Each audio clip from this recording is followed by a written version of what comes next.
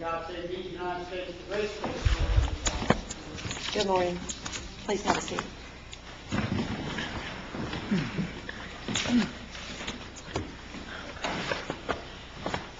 We have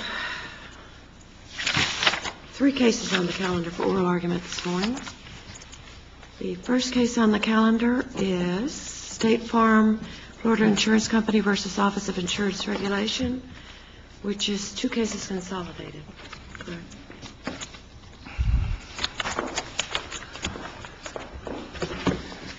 May it please the Court, my name is Cynthia Tunnicliffe, and I'm appearing here today with my law partner, Brian Newman, representing State Farm Florida. I'd like to reserve 3 minutes for rebuttal. I guess there are 2 consolidated cases. Both of them involve the Department's interpretation of statutes, which State Farm Florida alleges are unadopted rules, and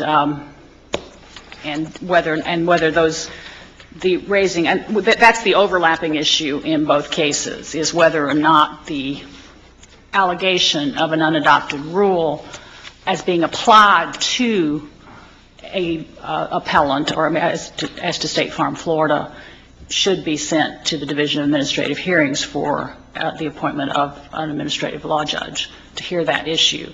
There are other issues in the first case on the docket, which is referred to as the sinkhole case, which I will go into as well. State Farm, in both cases, but in particular the sinkhole case, filed a form filing, which is known as a form filing, in the State Farm Florida sinkhole case. That was included the reason they filed the new form of policy was because it included a new provision in statute for neutral evaluation of a dispute over claims with regard to sinkholes. State Farm Florida left their old dispute resolution procedure in there, which was an appraisal procedure, and the OIR denied that form filing, saying that it was a violation of a number of statutory sections. In particular, those statutory sections said it was deceptive, misleading, ambiguous. Those are the same statutory sections that they used to deny the form filing in the second case, which was that. Regarding your mandamus petition, a petitioner is only entitled to mandamus if the petition shows, among other things, that the petitioner has exhausted available administrative remedies. Is that correct? I think a petitioner is entitled to a mandamus if there is a duty on the part of the administrative agency to perform a particular function. We're saying here their duty, when you raise the issue of an unadopted rule, is to send that to the Division of Administrative Hearings under 12057(1)(e), so that that determination of whether or not it is an unadopted rule is made by the administrative law judge, which the APA calls for. There's nothing in 12569, which is the provision that talks about substantial interest, that gives the agency the authority to decide whether or not their own action is based upon an unadopted rule. But regarding your mandamus petition, would it have been possible for you to file a non-rule policy challenge under Section 120.56(4), which would have been adjudicated by an ALJ? Not in the posture of this case, no, of either case, because a 120.56(4) case that you can file, and a substantially affected person may file an unadopted rule challenge under 120.56(4). But that is what I've referred to in my briefs as a facial challenge. All that 120.56(4) is to force the agency to initiate rulemaking proceedings. If the agency initiates rulemaking proceedings, that proceeding at 56(4) is stayed pending the rulemaking procedure. It never reaches the issue of whether or not the agency action that is being challenged is based upon an unadopted rule. That would never be decided in a 56(4) challenge. The only way you can challenge agency action based upon an unadopted rule is under 120.57(1)(e). And that was the procedure that's here. There are 2 separate ways that you can challenge an unadopted rule. ORR has filed a notice of supplemental authority. Have you had the opportunity to review their notice of supplemental authority? Yes, and I'm certainly aware of that. The statute. Right. In view of the notice of supplemental authority, does the recent amendment to Section 718.11111G render your mandamus petition moot? We do not believe it does, Your Honor. That statute, now, it does do away with the statute that was in effect at the time the form filing was filed, but it doesn't render the case moot, because that statute is effective for policies that are issued after July 1st, 2010. State Farm Florida has policies in the marketplace that were issued prior to July 1, 2010, which do not comply with the OIR's interpretation of the statute, and we are entitled to a determination as to whether those policies that are in the marketplace are in compliance with the statute as it existed at the time that they were placed into effect. So we do not believe that it renders the case moot.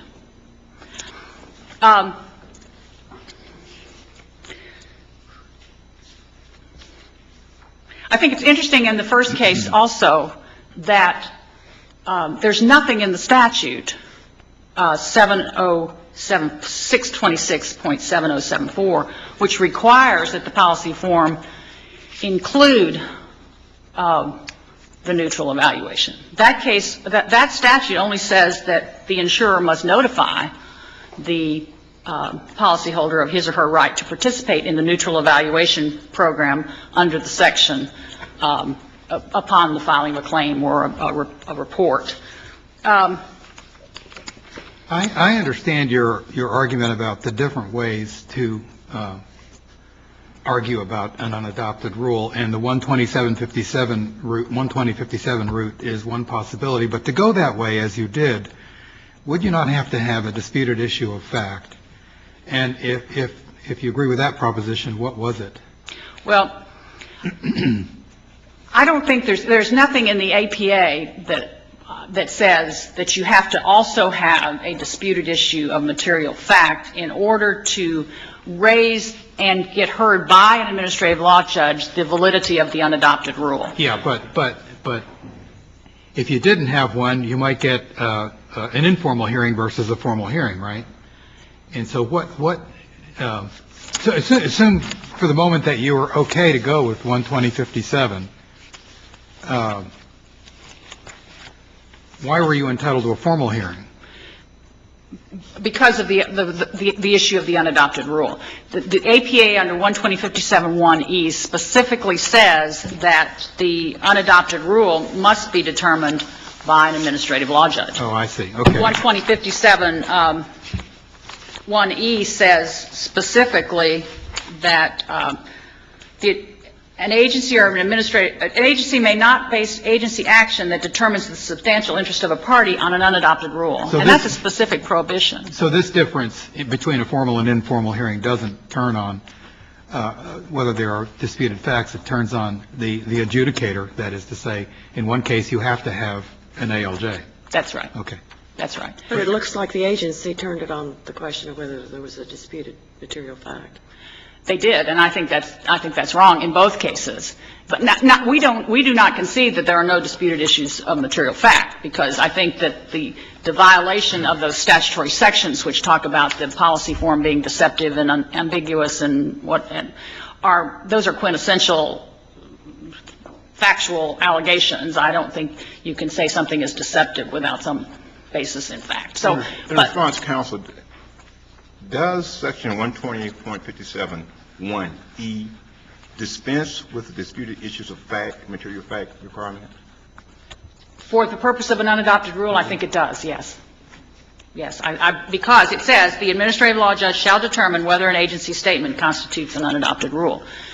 That's just there's no other way around that. If it's an unadopted rule, then I think you have to go to the administrative law judge for a decision. But if we find that this section still requires a showing of disputed factual issues, are you still entitled to a formal hearing to address the unadopted rule challenge in light of your failure to present disputed assuming you failed to present disputed issues of fact?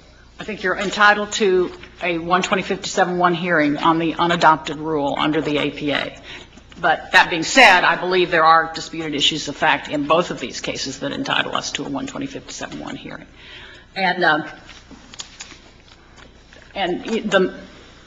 It's interesting because in the Mandamus case, and then we cited to this Court's decision in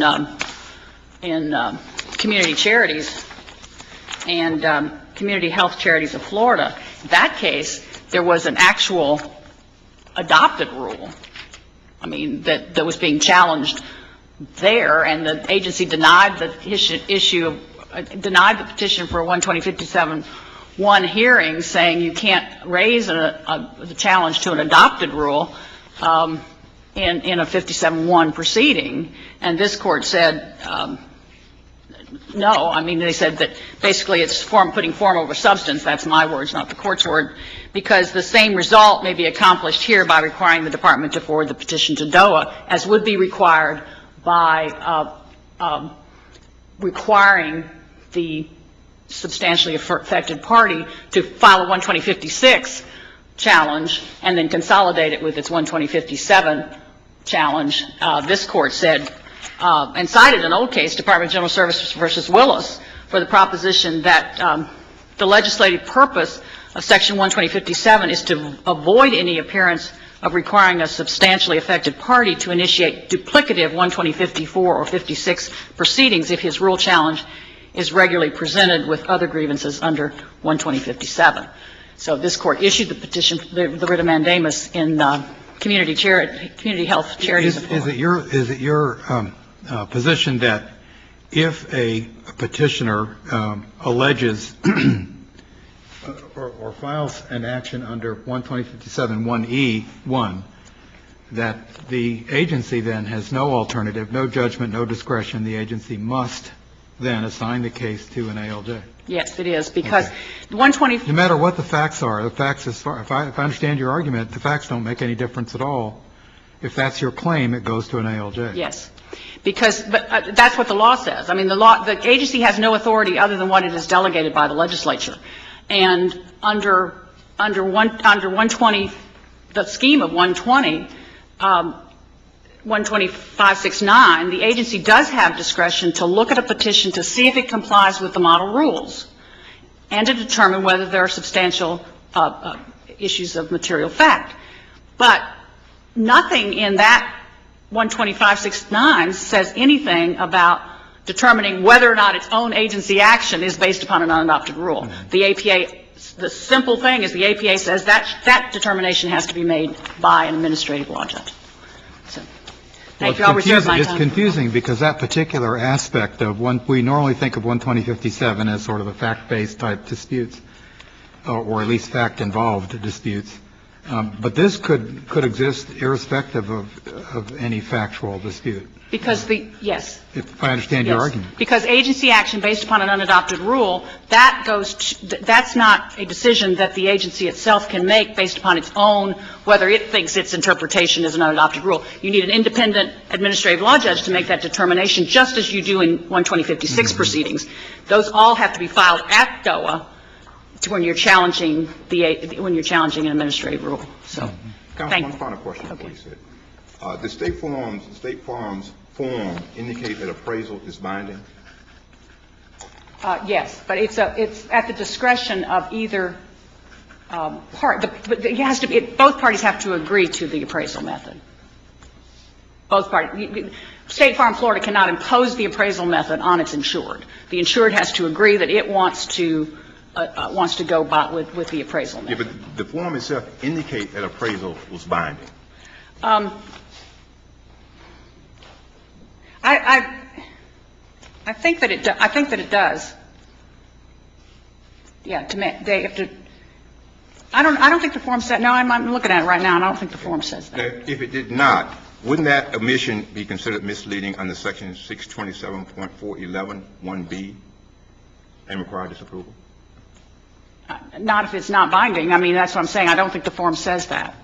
And that wasn't the basis for their decision that I know of. We were not allowed discovery. That's our other point, to determine what the basis of their decision was. So, thank you. I'll reserve my time for rebuttal.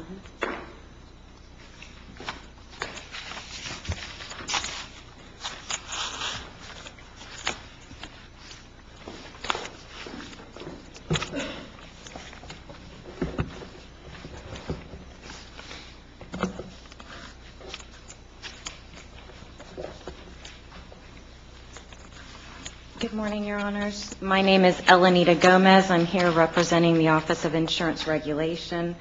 With me is also Assistant General Counsel Charlie Edwards. She is here regarding the second case, so any questions regarding the writ of mandamus or details as to that, she would be prepared to address those.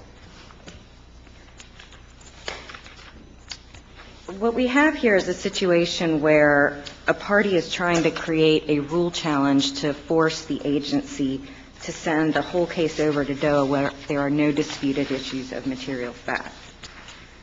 While Section 12057(1)(e) permits a party to have its proceeding heard as part of a 12057 subsection 1 proceeding, it presupposes, such as the cases cited do also, which Ms. Tunnicliffe referenced, Willis and Community Charities, that there's actually a disputed issue of material fact. That is not the case here. Had appellant truly believed that there was a non-rule policy, it could have filed a 12056 subsection 4 challenge, which it never did. But Ms. Tunnicliffe says that it doesn't matter whether there's a disputed issue of fact because under 12057(1)(e), the case has to be referred to an ALJ in any event. So if I understand this correctly, even a pure question of law on one of these kinds of arguments would have to be sent to an ALJ because the agency doesn't have the power to decide that it has relied on an unadopted rule. I would disagree with that argument, of course, Your Honor. I believe that the agency does have discretion. That discretion is granted to it under Section 120, where it says that the agency shall only refer something if it is in substantial compliance with subsection C of 12057. 12569(2)(d) says that the agency may refer a petition to DOA. It must comply with the rules, and those would be the uniform rules that are found in Administrative Code 28-106.201. Is there any case that directly holds that you have to have a disputed issue of fact to get a hearing before an ALJ in a 12057(1)(e)(1) case? I'm sorry, could you repeat your question? Is there any case, excuse me, pardon me, any case that directly holds that you must have a disputed issue of fact in order to get a hearing before an ALJ in a 12057(1)(e) case? Okay. I think the cases that were cited in my brief and that we addressed from appellant's brief presuppose that there is. If you look at Willis and you look at Community Charities, those are cases where there were specifically disputed issues of material fact. So in that instance, if there is also additionally a non-rule aspect to it, then they don't want duplicative proceedings, and they agree that that is properly before an ALJ. Now, it does not treat the case where there are no disputed issues of material fact, which is the case we actually have here. In that instance, there's cases that support the fact that an agency is not required to send over a case that does not have those. We can insist on that being held in-house in an informal. What do you think the statement means in 12057(1)(e)? The administrative law judge shall determine whether an agency statement constitutes an unadopted rule. I think that applies only to cases where there is actually a disputed issue of material fact.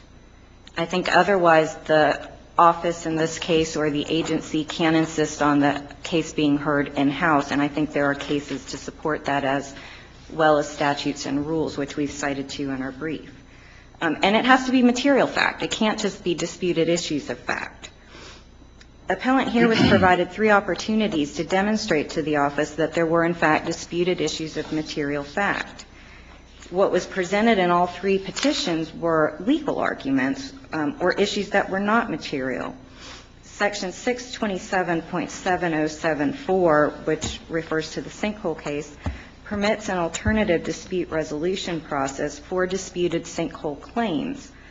And that is where neutral evaluation is actually established and created. The plain language of the statute shows that the legislature has identified the manner in which disputed sinkhole claims are to be handled, and that is through neutral evaluation.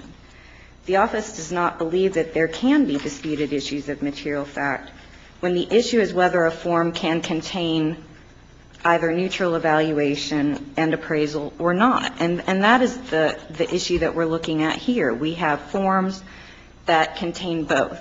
And the office has found in the plain meaning and language of the statute that it cannot do that.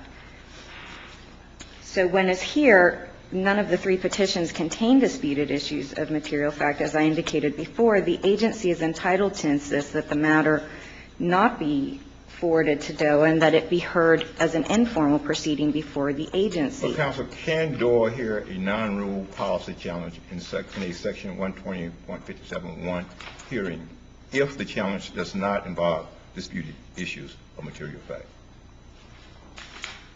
If it does not. I think the appropriate venue in that, or avenue, is to bring a 120.56 subsection 4 challenge, which is what we encouraged State Farm to do. We did that through our correspondence. We did that in our orders. We agree that we do not, as an agency, have the authority to hear that, and we think that is properly before the ALJ. We think that when it's here, there are no disputed issues of material fact, that the way to get over there is through a 120.56 subsection 4 proceeding, which they never filed. I mean, if they truly believed that there was that issue, then they should have gone and done that, and they didn't. They had an opportunity during the hearing to raise disputed issues of material fact if they truly thought that those existed by bringing in their own witnesses and bringing in testimony or evidence. They didn't avail themselves of that either. We would have been required by statute, and in fact we mentioned that in our orders, that if during the hearing a disputed issue of material fact came up, we must send it to DOA. But none of that ever occurred. So our position is that they were adding that to their pleading to try to force us to send something over to DOA that in fact did not have a disputed issue of material fact and did not belong over there.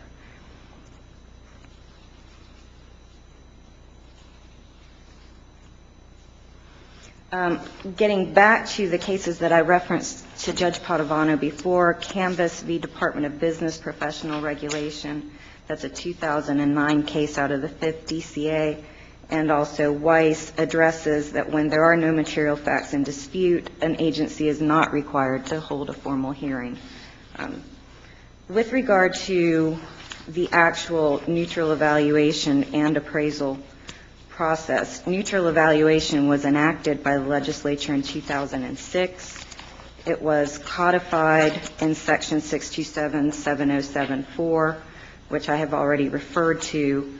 It's the alternative procedure for resolution of disputed sinkhole insurance claims. Counsel, what provision of Section 627.7074 expressly states that appraisal is not an additional ADR method? Your Honor, if you look at the title of the actual statute and the language of the statute, it talks about it as being the alternative procedure for resolution of disputed property insurance claims with regard to sinkhole only, referring back to what was in place before, which was under 7015. That was mediation. That is something that was available for all property insurance claims, not just sinkhole claims. So you have to look at them, and basically what it says is that, and let me find the exact section so I can refer you to that, Your Honor. But does this section, subsection, expressly address appraisal? 7074? That is correct. No, and we think that that is significant. 7015, as I was stating, which is what was in place before in its purpose and scope, talks about this section is available with respect to claims under personal lines and commercial residential policies for all claimants and insurers prior to commencing the appraisal process or commencing litigation. 7074 superseded that section. And when you look at that, it talks about neutral evaluation and that's in subsection 3 where it specifically supersedes 7015. It talks about it as being the alternative dispute resolution for sinkhole claims.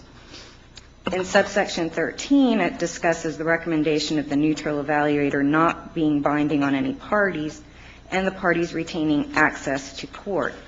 Unlike 7015, which specifically referred to appraisal and commencing appraisal and commencing litigation, this no longer says that.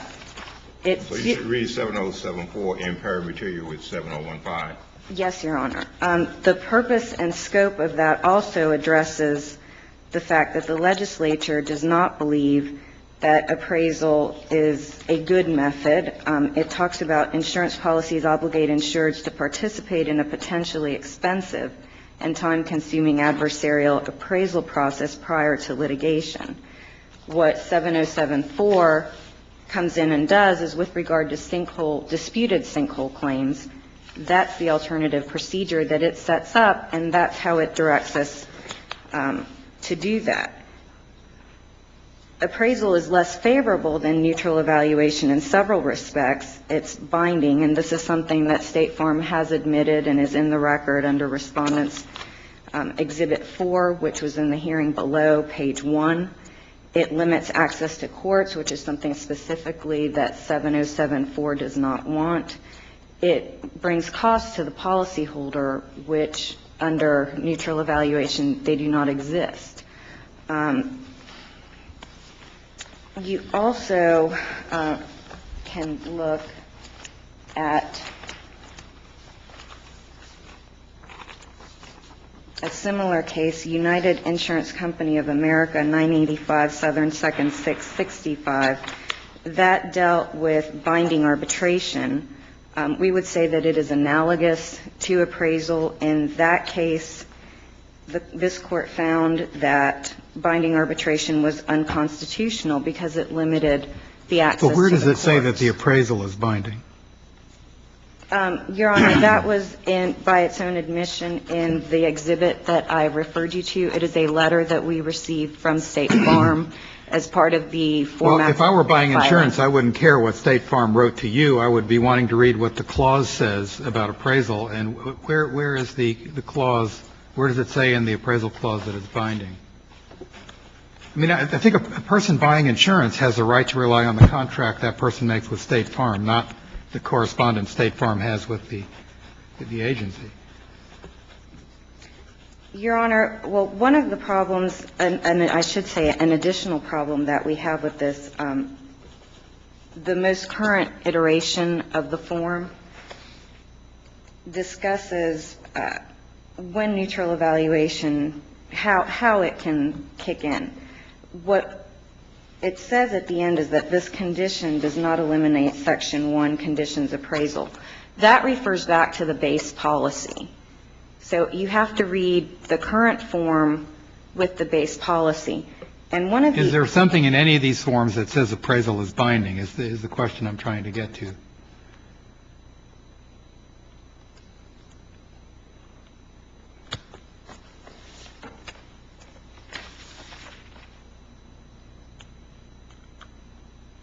And, Your Honor, without looking closely at the base policy, I would be hesitant to answer that at this point. What I would point out, though, is that the provisions from the current form with regard to appraisal being suspended until the neutral evaluation process is completed and the right of either party to demand in writing, those things only kick in if a party actually files for neutral evaluation. And one of the additional problems that we have is that if neither party asks for neutral evaluation, then we're left with only what's in the base policy, which is a mandatory appraisal requirement, and that is contrary to Section 7074. So I would want to point that out to the Court as an additional issue that we have. Is it mandatory, or is it something that both sides need to agree to? Well, Your Honor, that's exactly my point, is that unless somebody, either side, selects neutral evaluation. No, I mean the appraisal. then appraisal is required, because that is what is in the base policy. You mean the parties don't agree to the appraisal, it just happens, automatic? It's not a matter of them opting to have an appraisal? I believe that's true, Your Honor, the way that the form is written, because this is written such that neutral evaluation only kicks in if either party requests it. So I think if neither party requests it, then you're left with the only option from the base policy, which is appraisal. Who pays the cost of the appraisal? The cost of the appraisal is actually paid by both parties, and that's why we believe that it is less favorable to the policyholder. Neutral evaluation is something that is paid for by the insurer, and the language there is that each appraiser shall be paid by the party selecting that appraiser. Other expenses of the appraisal and compensation of the umpire are borne equally by both parties. I see that my time is up. Thank you, Kim. Thank you.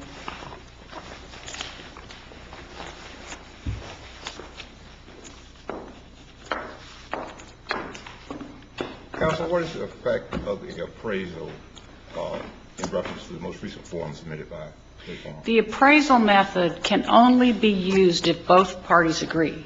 State Farm Florida cannot impose the appraisal method on its insured. Is it binding? If it is binding, if they both agree to the appraisal and sign it, that's in the policy. The appraiser submit a written report of an agreement to us. The amount agreed upon shall be the amount of the loss. So it's whether they agree to it. First of all, the insured and State Farm Florida have to agree to use that method, and then the appraisers that are selected have to agree. So it's not an automatic kick-in, as she said? No. And it can only be used after if the neutral evaluation is not used, or the request for the neutral evaluation is withdrawn. So it's not, it's true that it's paid for by both parties, but only if they want to use that method, if they want to agree to that method. And back to the hearing aspect, which is that we're entitled to a hearing on an unadopted rule, regardless of whether there are issues of fact. That's only, if you think about it, that's only logical. Unadopted rule challenges have to be heard by an independent administrative law judge, and to say that the agency can have agency action based on an unadopted rule, which can never be challenged. How about her argument that it was a ruse just to get you over to the hearing officer, to the ALJ?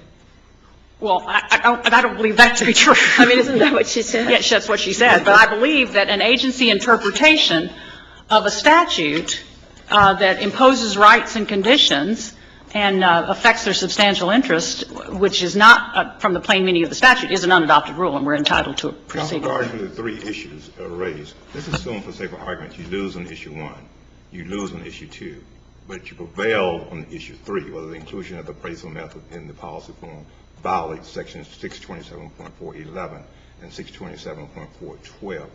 What would be your remedy?